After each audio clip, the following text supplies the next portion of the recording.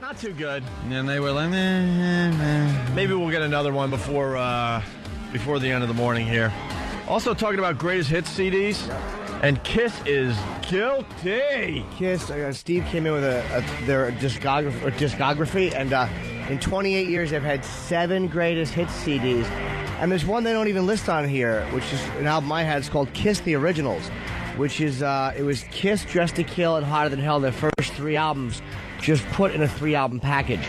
So that's, I don't know, that's not a greatest hits, but it's just a repackaging. Yeah. So technically 8 in 28 years. I just find it funny when your favorite band puts out greatest hits after greatest hits after greatest hits. It should be 1, maybe 2. Maybe 2. Black Sabbath's had a few too, but a couple of them were bootlegs, so I really don't count them. I think they themselves will put out 2 or 3, but I mean, they've had like a lot of bootlegs. I love when people give them to me. I don't have them. Yeah. What, is War Pigs on here?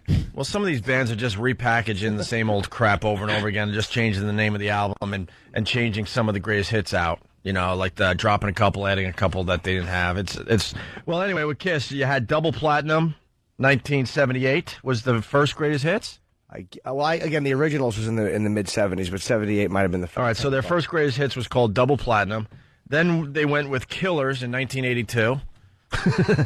Then they went with Smashes, Thrashes, and Hits in 1988. I don't like that title. And then they went with You Wanted the Best, You Got the Best in 1996. I remember that one. Yeah. That's kind of the tagline that they use. Like Exactly. Yeah. And then a mere year later. You got mediocrity. No. I resent that. I'm sorry, Jimmy. A mere year later, they went with Greatest Kiss. See, because... And then after having all those greatest hit CDs out, they went with a box set in 2002. You got to go with the box set. And then 2002 also brought you the very best of Kiss. You know what? Very best. Proving my point that we made about a half hour ago. How ridiculous that is. And Kiss is a great band, Jimmy. I wouldn't argue that with you. It is amazing though how like the artists, and I'm not saying they're wrong to want their cut. Believe me, like on iTunes and stuff. But it's amazing how they complain that people are stealing from Napster. And I bought the same songs, 9 times. There used to be back in the day when we were all growing up. You had your favorite band. Their creativity ran out. Then they went with their greatest hit CD. Then they went with a live CD, and then they were finished. So long. Done. Retirement. That usually was how bands would. Well, that was their lifespan. That was their lifespan. There you go. You know what else they're doing? Goddamn DVDs of TV shows, and I think one of the biggest criminals, as far as this is concerned, is Seinfeld. And I love Seinfeld. I wouldn't miss an episode. I've seen him 1,000 times. I'll still laugh my ass off. But they made a huge to-do, if I may say to-do, when they would put out season 1, season 2, season 3. A few months later, and then during Christmas, they put out another season and put out all the seasons. And then I find out that they just put out the entire show in a box set. So now you got to buy that if you missed a few of the seasons. Like, I didn't buy all the seasons. I kind of slowed down. I was going to pick them up, but didn't. And so now I got to buy, like, the whole box set, so I have them all. Them. Go back. You know, it's not like they take them off the market. You can just go to the store today. Yeah, but I'd rather just have one box set than 80 boxes of discs and... You're more of a collector. I could care less as long as I have all the seasons. Yeah. No, it's a big difference, believe me, because I bought Star Trek, the original Star Trek, when they put out like one episode per disc. I had hundreds of discs in my closet of stupid Star Trek, and then they put out the entire series on a box set that was nothing. It was like about 5 CD cases stacked up on top of each other. That's how big it was. So then you could make some room in your house, throw out all the Star Trek. That's what it is. Single DVDs and go with the box set away. They make the initial seasons, they put them in big boxes, so they take up a lot of room. And then they put out the box set of the entire series, and it's worth it just for space to get that and get rid of the other ones. Yeah. They know what they're doing. All right, hey, someone wants to defend Kiss. And like you said, you wind up buying the same things 2 or 3 times. Yeah, I don't think we were trashing Kiss. No. Tom, go ahead. I was, sorry. Hey, guys, what's up? Hey. I love you all. Love you, Jimmy Norton. You guys are awesome. But, some of the stuff they've put out has had extra songs on it, live versions. and a lot of times it's the record company that puts the stuff out, and That's they don't true. even have anything to do with it. No, you're right, dude. And I'm sorry to interrupt you, but it's funny. Double Platinum, I remember. With the big addition to that was they redid Strutter, and they called it Strutter 78, which was just like they just re-sang the same song. But you're right, it is the album, the record companies more than the band. And it's a band that's still trying to put out new music. I want to look at the Doors. The Doors are really guilty of putting out a lot of greatest hits albums and CDs and stuff, even though Jim's been dead for, 30 years, 30-some-odd years. Yeah, with Kiss, you also got to look at him as that's the epitome of a band that's going to just squeeze the money out of the band. You know, with Gene in there, I'm sure he thought greatest hits CDs were fantastic. Like we could package it without having to do anything else, really, and make money off of it. That's Gene all over. One thing I'll say about Kiss, though, is that they when they put something out, that you always feel like you're getting something really good. Like they never package things crappy.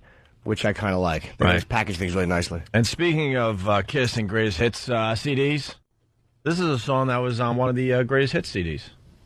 I bet you don't know this, Jimmy. We're back in the New York groove. We're back in the New York groove. Like Jimmy's version. We're back to the Opie and Anthony show.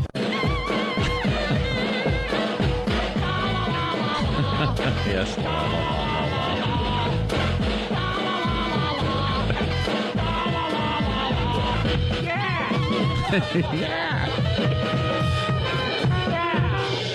To understand the beauty of that, and if you want the rest of the song, you're gonna have to pick up one of the Kiss greatest hit CDs to get the whole version. But to understand the beauty of that, we didn't just throw like drums behind Jimmy singing. Jimmy was actually playing the drums. Of course. Vanilla Fudge, because the radio chick, when she was on the afternoons, was dating Carmine Appice, who's the drummer, is a legendary drummer, and his drum set was in studio. I guess they were going to do some drumming, and I decided to play on the great Carmine Appice's drums. Yeah. And I'm good. And just improvise New York groove. So there you go. Hey, Joe, Flushing, what's up? Yeah, how you doing? I'm a big Stones fan, but they've got a myriad of live album greatest hits. They got 8 of them. 8 greatest hits CDs. Yeah, they got High Tide and Green Grass, Through the Pairs Darkly, Hot Rocks, more Hot Rocks. High Tides and Green Grass. Made in the Shade, Fucking in the 70s, 40 Licks, and the latest one is called Jump Back. We got that one. We remember that. Well, let me ask you a question, because the Stones do have, I'll say this, they have more of a history. I mean, what's since '62? I'm gonna think. Right. How many of those songs are repeated?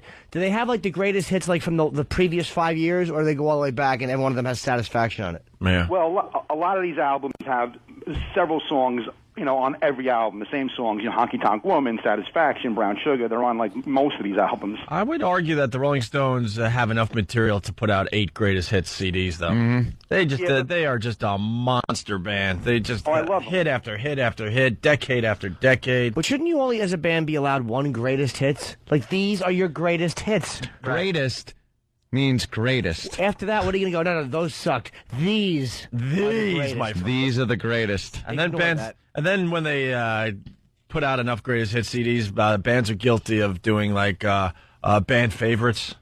Yeah. Oh. So they're kind of greatest hits, but there are also some other interesting songs that might not have got radio airplay or made a greatest hit CD. B-sides. A lot of these songs are on every album. Yeah. They drag the ones from the 60s up into the 90s, Right. So, I mean, there are several newer ones as the years went by, but a lot of them are just the same Jumpin' Jack Flash and stuff like that. Sure. All right, Joe. Thank you, sir. Thank you. Have a good day. Thanks for listening to the Opie and Anthony Show. Let's get back to Dog the Bounty Hunter on Hannity and Co. Great. Speaking of greatest hits. Yeah, where were we? We got... The greatest hits of his apology tour. Dog is on Hannity and Combs last night. He's going to be on Larry King tonight, and he's just groveling and just looking like an idiot. He really is just looking like an idiot. Just shut your mouth. And we're also talking about greatest hit CDs, and now Kiss is off the hook there, Jimmy. We're done with Kiss because the Doors are the worst offenders. Really? They've had 1, 2, 3, 4, 5, 6, 7 box sets. Oof. Now, you talk about greatest hits, and then, like, when you start talking about box sets, usually it's like, here's the box set. of the Doors, and it has to be everything they ever did. Yeah. Not in the Doors' case. They had to put out 7 different versions of their box set. And 9 compilations. 9 compilations, 9 greatest hit CDs. They started it off in 1970 with 13. Wow. Then they went with Weird Scenes Inside the Gold Mine in 1972. Then they went with the Doors' greatest hits in 1980. Followed that up in 1985 with The Best of the Doors. Then in 2000, they just got nuts. They went with Essential Rarities. Then they went with The Best of the Doors. Then they went with The Very Best of the Doors. Very best. Then they went with Legacy, the absolute best. Now that's the absolute best. You could stop right there, right? But then they went back to The Very Best of the Doors again. But didn't they have the very best? Yeah, in 2001, but they redid it in 2007. So how could that be the very best if the very best came out and the singer's dead? I don't know, man. Can someone please just bypass the record companies? I want the bands to cut them out so badly. Well, Radiohead did it. Yep. Started a trend. Oh, by the way, there was only 9 studio albums. Yeah. 9 compilations. Yeah, they had 9 greatest hits albums, and they only had 9 studio albums. So why don't you just buy every one of them, and you have every greatest. And then you have everything. And also, you also have every worst stuff. And how many box sets do they have for? 7. They have 7 box sets for a band that only put out 9 albums. This is Jim Morrison singing while realizing he's impotent. How many different versions of stupid Backdoor Man do we need? The remaining members of the Doors, they all just suck. They started finding tapes of just Jim doing poetry. Oh, let's put music behind this. Behind it, sell it as new. We got audio of Jim ordering some food at a fast food restaurant. Well, let's come up with a groove, and we'll send that out to the people. Whores, I say, whores. Yes, they are. You had nothing to do with the success of the Doors. They own them. Except Robbie Krieger, maybe a little bit for Robbie Krieger. The rest of them, forget about it. It was all Jim.